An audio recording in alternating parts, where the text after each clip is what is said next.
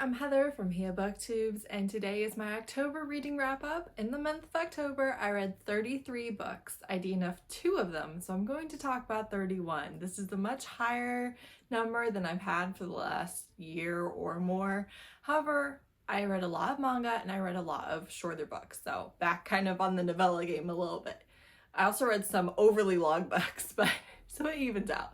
The whole beginning is manga, but that's going to go very quickly. Also, this is not my new normal or anything like that, positively or negatively. I will not be reading manga every single month. It's not going to overtake my reading. So I read quite a bit because I was sending all the manga I borrowed from Izzy at Happy For Now back, and I'm very grateful to her for loaning me that so I could read it. So I read all of that at the beginning of the month. We'll go through that pretty quickly. I will be doing a video soon talking about all of the romance manga that I've read and kind of how much I recommend each series, and so I will be having that soon. As always, we're going to go in chronological order, and all the books are listed and linked in the description. If it's available in Kindle Unlimited, it's marked in the description. That's true of all my videos. Alright, so we're going to start with Bite Maker, and I read volume 3, which I gave 2 stars, and I read volume 4, which I gave 2 stars. Volume 3 had cigarette burns, and I don't like that. 4th volume was pretty rapey, so this is a Omegaverse manga, which sounds like my type of thing, right? I love Omegaverse tropes, the nodding, the nesting, the immediate mate attraction, just all sorts of different things, but this just didn't deliver what I wanted in that at all. It was really just like a preppy teenage school with douchebags who were entitled to things, and I didn't like any of it. It didn't work for me at all. Then I read Yakuza Lover volume 4. I gave this 3 stars. This is Yakuza's the Japanese mafia, and this is insta-love between a mafia boss and a college student. It's very meh.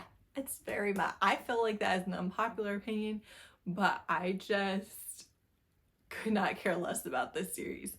So that was 3 stars, and then volume 5 was also 3 stars. I think this makes the entire series 3 stars for me. I think volume 5 was the best one, but I won't be continuing, and it's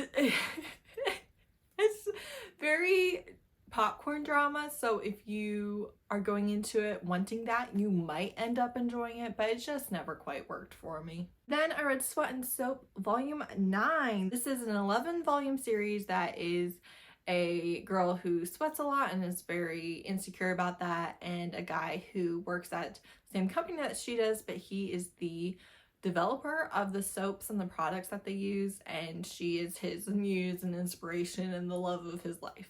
I gave this 5 stars. This was a very sad volume, but also really addressed a lot of the underlying insecurities that we've had with these characters, and the conversations needed to be had. So I felt like it was necessary to have this volume in the series overall. Then I read volume 10, and this was my new favorite volume of the series. Just so incredibly sweet. 5 stars. They're getting ready for their wedding. Just all sorts of things are happening, and they are just delightful. They're a couple of cute little people in love. I don't know what to tell you. And volume 11, the finale of the series, 5 stars. Very sweet ending.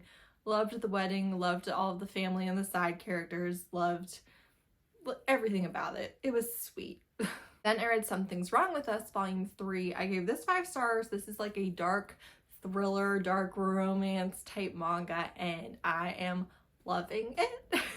This volume was wild, true dark romance happenings. You're just like, oh yeah. I don't want to spoil anything, obviously. The artwork is really pretty. I like this style, and I am very invested in this series right now. Then I read Something's Wrong With Us volume 4, 5 stars. I want more. It's so interesting. I don't have any more volumes. I have to wait till 30 and 30 next round probably.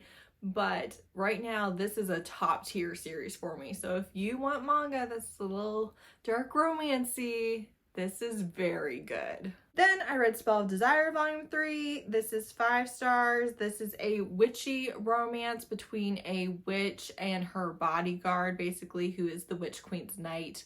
It's not explicit at all in the details, but it is very romance focused. And I read Volume 4, also 5 stars. And I was ready to meet the Witch Queen at this point, ready for this big finale, because this is only a 5-volume completed series.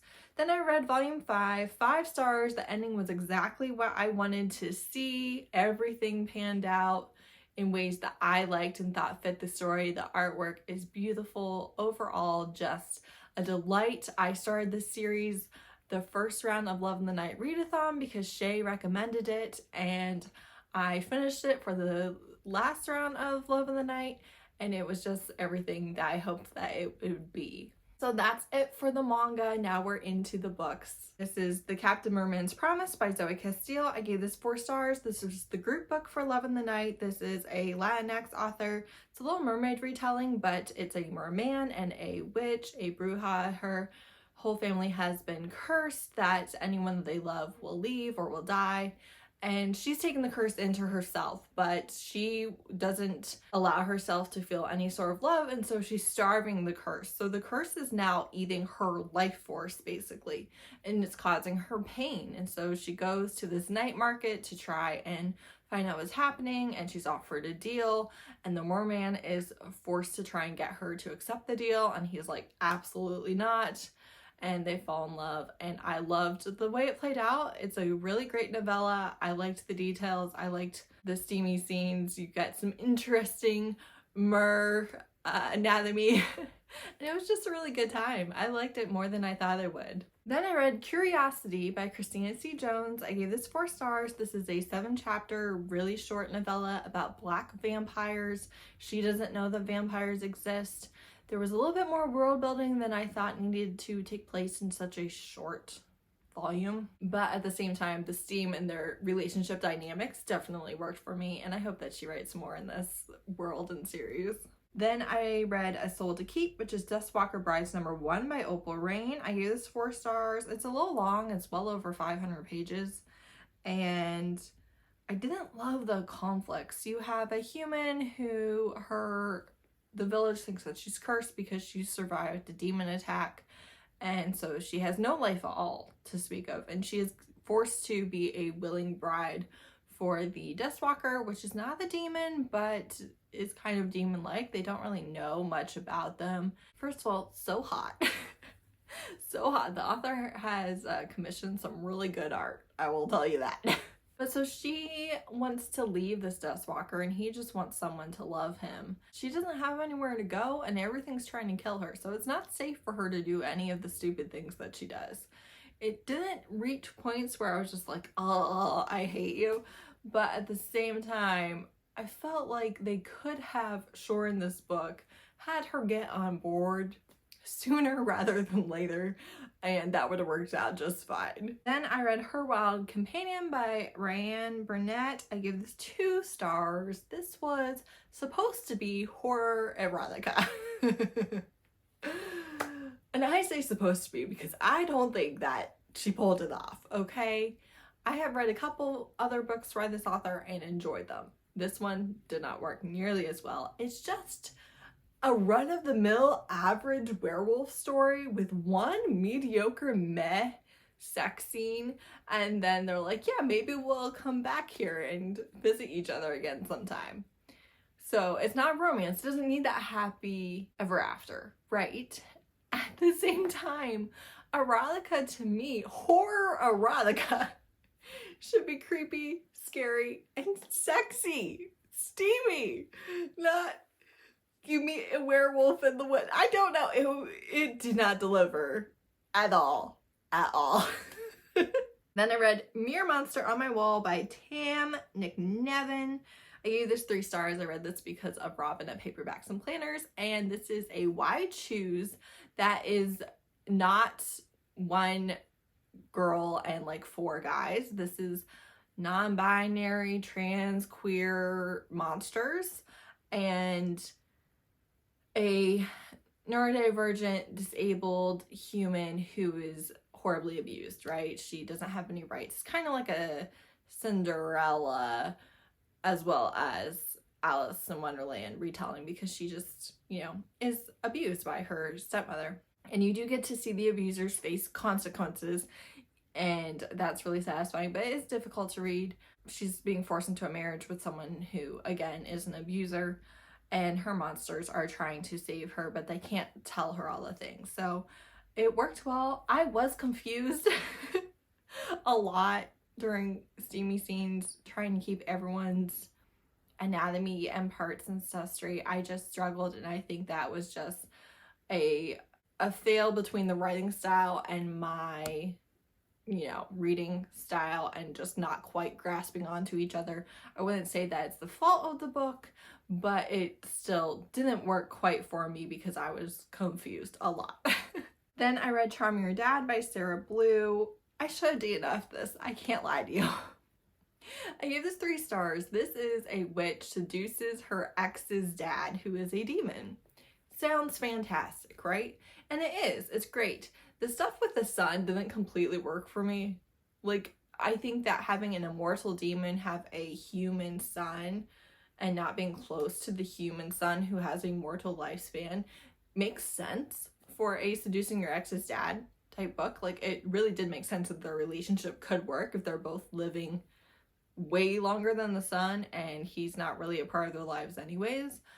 But there was a lot of the plot stuff, and this was just way too long in my opinion. Like, way too long. Like, I skimmed like 30% of this book. It was too much. You know, the choices that they made were interesting. I liked the plot overall. I liked the relationship overall, but it was not good enough to keep my attention for the length that it was. Then I have Scream for Us by Molly Doyle. Again, 3 stars. This is a Why Choose Halloween novella, and it is Ghostface, Jason, and Michael Myers masks on guys, and I guess she just published a full length with this, and they kill her high school bullies for her, and they also keep her from being assaulted at a party, and they bang her a lot. And it was kind of just the same things happening over and over again. Like, technically, this book was not very good. Enjoyment-wise, I had a great time. I had a really good time, but also I couldn't help but notice that we were just doing the same thing over and over again, which was fun for the length that it was, but definitely would not work in a full length, so I'm a little nervous to try the full length, but we'll see. I am looking forward to reading the Christmas novella that follows this group. But yeah, technically not great. Vibes-wise, had an amazing time. Then I read The Cardigans, which is Criminal Intentions #1 by Cole McCade.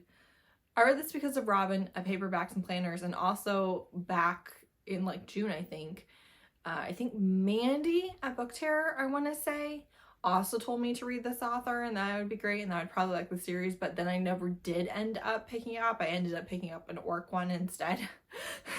I was reminded again about it, and I was just like, oh, yes, okay, let me try this for Blackoween. It didn't work out for Blackoweenathon because the main characters are not black. However, thank you, Blackoweenathon, for getting me to actually pick this up because I love it. This is 5 stars, so you have 2 detectives. One is a longtime detective on the Baltimore police force. He used to be a professor, and he is Persian or Iranian, and he's in his mid-40s. And the other is a much younger but higher ranked detective from LA, and he is Korean, and they have a slow burn romance. I'm currently reading book 3. Still angsty, still. But the books are not long, and they are written like episodes of a crime show. It's season 1, episode 1, and it works so well for me. The first one is pretty graphic murders of young queer men, so do, proceed with caution with that, but that's not how every book is. That's just the opening case, and this is just good. I feel like it's the crime, solving the mystery in the book, and it's only like 200 pages without being like propaganda. that works for me. I like it a lot. Yeah, they're partners and they're trying not to get romantically entangled, but it's not gonna work. Then I read Worth It by Lady Marie. This again is written by my friend. I did pick it up because of that, but I gave it 4 stars. I loved this Black love contemporary. It was really steamy romance. The only thing I didn't love was the third act breakup. I just didn't feel like it needed to be a third act breakup, and y'all know how I feel about that. It's okay if you decide to do a third act breakup, but you need to sell me on all the things. And I felt like this was just a conversation that they needed to have, and they did have, but not till after they broke up, and that was kind of dumb. So a lot of this is based around a wedding, fake dating. He really is into her, and so he tells her that for every fake date he does for the wedding stuff, she has to go on a real date with them, and they're really cute. This is a fake dating that worked for me really well. Like I said, I liked everything except the breakup. I felt like the breakup didn't really need to happen, but also, you know, sometimes you struggle to get out of your own way. So really enjoyed it. Then I read Junk Shop Blues, which is Criminal Intentions #2 by Cole McCade. I gave this 5 stars. Do be aware that you're going to see the longtime Baltimore detective, the older guy, have sex with multiple people that are not the love interest. So, like, if that bothers you, be aware that that's going to happen. But also, him sleeping with other people is going to play into interactions with the love interest and kind of works for me as well. It's just really good. If you like mystery, I am loving this. Loving this. Then I read One Heart by Chase Verity. I gave this 4 stars. This is queer paranormal. You get to see all the demons from the Make a Deal with the Demons series. It's sweet, it's funny, it's queer. This one was very unique. You have a non-binary necromancer and the sunshine, gentle giant, younger queer guy who gets murdered, and he brings him back as a zombie, and they have the one heart effect, and they're trying to solve his murder, and they're also falling in love with each other, and the zombie can't actually get hard or anything. So that was an interesting play into their sexy times. I just thought that was really interesting. And it was a little bit long maybe, but the author Chase did that on purpose. This was kind of a passion project, a feel-good project, my life sucks and I want to escape project, and so they had it long on purpose. And honestly, it was a really good time. If you want sweet, queer, unique paranormal, excellent. Then I read Hollow's Grove by Lee Jacquet. Probably saying that wrong. Gave this 5 stars. This was siblings' best friend, longtime nemesis, steamy pleasure dom, murder mystery party novella. You all know I don't care about, you know, best friend's brother or any of that, but it worked really well. The best friend was completely on board, which I like, and they are a little bit older, and there's reasons why they've never been together. One, she was too young. They were like, you know, younger teens when they met, and he's like 3 or 4 years older than her, which is not a lot as an adult, but is a lot as a teenager. And so he had walls up, and then when she was like 17, she got into a long-term relationship and has basically been in that relationship her entire adult life. So she was underage, and then she was taken. So there's reasons why they've never been together, despite the brother just like being obsessed with her. So all of that worked really well for me. It made sense, and the steamy scenes were top freaking notch. I can't wait to read more. I have so many books by this author on my TBR right now, it's not even funny. And I did specifically want to read this author because Izzy at Happy for Now has talked up The Four Leaf by them so much. That's that's a St. Patrick's Day book, and so I'm kind of saving it for that time of year, but they are the ones that have constantly kept this author on my radar, and I can't wait to read more. Then I entered a new obsession. I read Hold by Clara Kent because Steph at Novelty Corner recently recommended this, and this is a prison planet romance, and it's two humans. So humans have basically, you know, spread across all sorts of different planets over the centuries, but there's a coalition that's a dictatorship that, you know, evil empire is in charge of everything, and they have long since banned executions, but they just kind of either dump you on a prison planet or on a random planet, and your death is pretty much gonna happen. They just didn't kill you, right? I love this trope. I gave this 5 stars if I haven't said. I love this trope where you're in a prison or some sort of similar scenario, and so you trade sex for protection to like the man that's powerful enough to protect you from the other people. And that's what she does, and it was the perfect execution of this trope for me. It was everything I wanted. It was only like 200 pages. The pacing, all the things was perfect. It was perfect. I loved it so much. So much. I loved both the characters. I loved their dynamic. I loved how quickly they got into it, but also how he, you know, kind of felt terrible about it, and all of the things I loved. I loved all of it. It was so good. It was so good. Just makes me happy.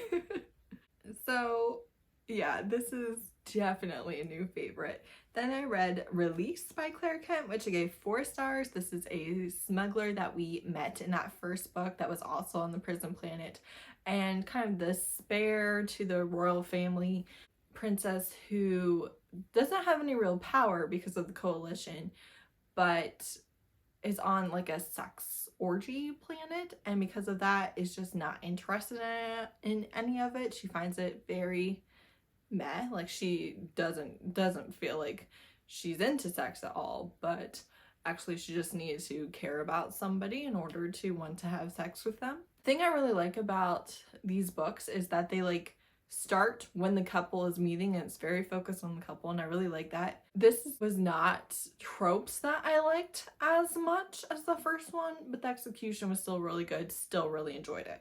Then I read, and this is not my fault, I read Taken by the Tetris Blocks by Leonard Delaney. I gave this 1 star. So this was read out loud on Megan at Meath Bader's. Her birthday is live. She has on the video like the timestamp for the dramatic reading. It's like an hour and 35 minutes into live or something like that. We read it out loud. This was so bad. It was hilarious. Listening to my friends do horrible accents for Russian Tetris blocks I was dying of laughter. I had to keep muting myself while I wheezed and gasped to try to laugh without like losing my mind. It was so bad, but so funny. Everything about this was so bad. And it's short, like you're talking like probably under 20 pages or something like that short, but you have this human, okay? And she is all like, I deserve to have a raise at work. And the boss is all like, I'd sleep with you. But no. And she's all like, I could use my power to sleep with you and gain wealth and riches, high up levels in this company, but I'm not going to because I'm not the slut. It was bad. It was bad. You could tell it was written by someone who did not understand power dynamics.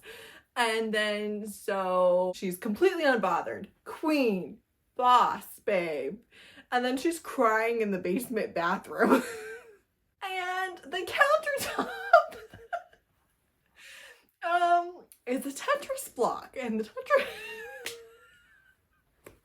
the Tetris blocks are like aliens or something. And they came from outer space.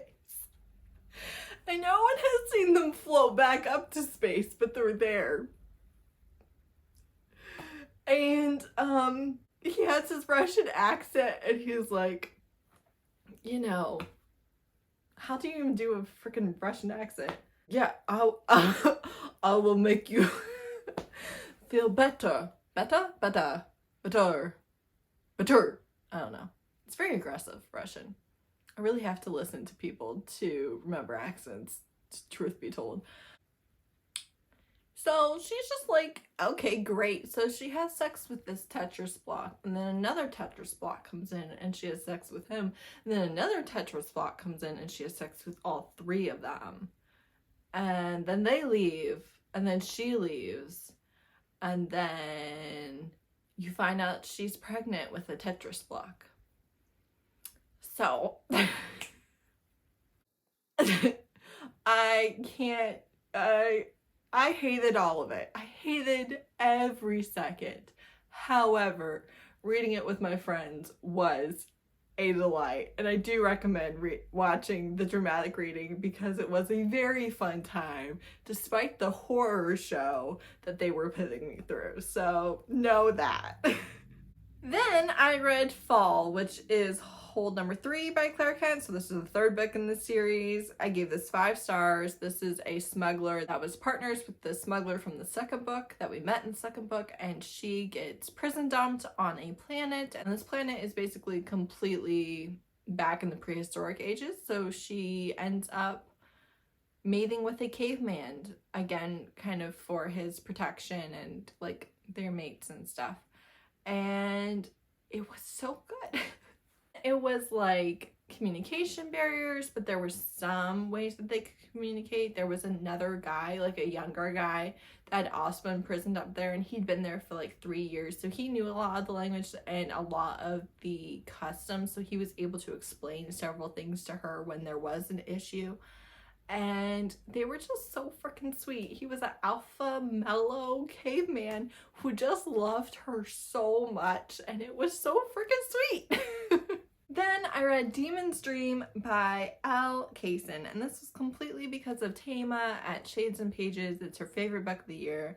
I gave this 4 stars, so I regret to inform you that the 768 page book was really good.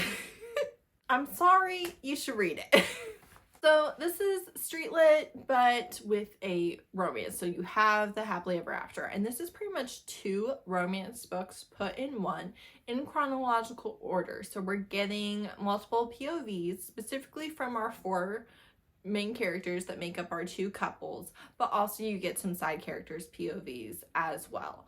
And you have some pretty strong content warnings in this. I wouldn't say that any of them were egregious, especially for the length of the book.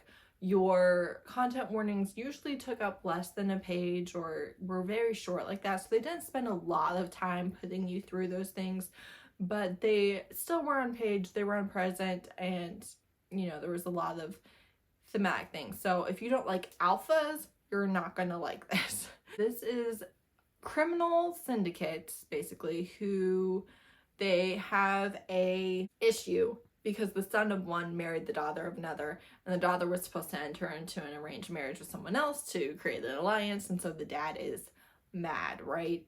So in order to keep him from killing their son, they're over there trying to, you know, negotiate. And he's like, okay, you took my daughter, I'm gonna take your daughter. And he's married, has kids, and he's like, no, I'm not gonna take her for me, she's gonna go to my brother. And that is Demon, who is feared, right? He's a killer, everyone knows he's a killer, you don't mess with him. And Demon specifically was raised by a white woman who was a drug addict and a prostitute for her addiction, basically, and had hid the fact that he was born from his father. So his father was the head of this crime syndicate, but didn't know that he existed. And he suffered horrific abuse. We see a couple flashbacks, a couple dreams, and it's talked about a little bit. So it's not a lot, but it is there. And he would, yeah, just horrific abuse. And so he's one of our main characters. So obviously we're dealing a lot with his trauma because of that, and he definitely has PTSD. He has triggers. Sometimes he will react violently with her because of things that she's triggering, and you know, that didn't completely work for me, but I also think they did a pretty good job with it. Again, very alpha, very dominating, very aggressive. So if you don't like that, you won't like the book. I stayed up until 3 o'clock in the morning reading this. So it was so good. Let me give you the content warnings, okay? Child abuse, child rape, child prostitution, drug abuse by a parent, cigarette burns on a child, severe whipping, which is not on a child but takes place later in the book, forced pregnancy, domestic abuse, as well as, you know, murder. Lots of murder, but specifically for our main characters, those are our content warnings and the things that they go through. Again, the book is so long that even though that's a heavy list of content warnings, I wouldn't say it's trauma porn or anything like that. I thought the balance was good, but at the same time, very heavy. The stuff that happened later in the book really did bother me quite a bit. I felt like we didn't necessarily have to put everyone through that, and I think that's ultimately what kind of shifted it to a 4-star, but it's a high 4-star, almost 5-star. It's so good. You have 2 sisters. They're, you know, marrying these really powerful men, and there's a lot of familial drama and, you know, crime drama and jealous possessive moments. It was a lot, and I loved it. Then I read Love in the Time of Zombies by Jessica Gaziella. I gave this 4 stars. This is just a really cute couple who are falling in love as the only humans that they know who have survived the zombie apocalypse. And he was a cinnamon roll who was also pretty lethal, and I loved them. It was so cute. It was short. It was sweet. I had a great time. Then lastly, I read A Bump in Boo Hell by Kimberly Lemming, and I gave this 2 stars. This is the second Kimberly Lemming short that has completely not worked for me when I love her longer stuff, so I'm a little bit confused. Most of her books are like 4 stars for me, so they're not perfection, but I have a great time reading them. This did not work for me at all. At all. So this follows Cinnamon and Fallon, who are the characters of That Time I Got Drunk and Saved a Demon, after the events of That Time I Got Drunk and Needed a Love Potion at a Werewolf. So you see characters from that second book, but you're following the main characters from the first book. It's kind of like a marriage in crisis type thing and a Halloween type festival. I didn't like the comedic moments. I didn't like the couples issues. I would have been ticked. Honestly, I was not having a good time. Why I need more communication from my partner than what they were giving each other, and I would not have been okay, and I was not having fun, and I didn't like any of it. I didn't like any of it. Even when we found out, you know, that these issues weren't these issues, but they were those issues because she believes them to be those issues, and she's part of the couple. I don't know. I didn't like it. I didn't like it. I didn't like it. And that was really disappointing. That was a bummer. So that's what we ended the month on. And yeah, I actually got like a couple people to read it, I think, and I ended up not really liking it. So an interesting turn of events, but that's all the things I read in October. Let me know if you want to read or have read any of these, and tell me all the things. I need thoughts on a lot of these, okay? Thank you so much for watching. Bye.